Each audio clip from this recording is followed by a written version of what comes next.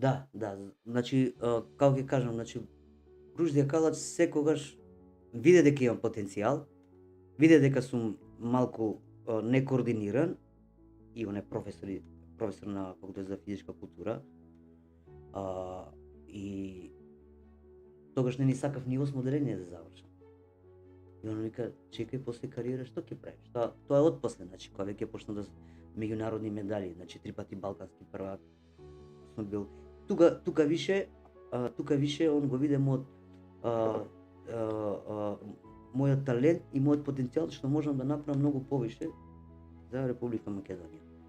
И така се фокусира на мене и на уште и на Примислав, имаше и други боксери кои што покасно се откажа, но фокусот беше во нас двајца. И така првиот меч ме заврши многу брзо и одмah стана државен првак, па после дојде Златен гонг со 16 или 17 години. А 3 пати сум освојуваш на Златен гонг.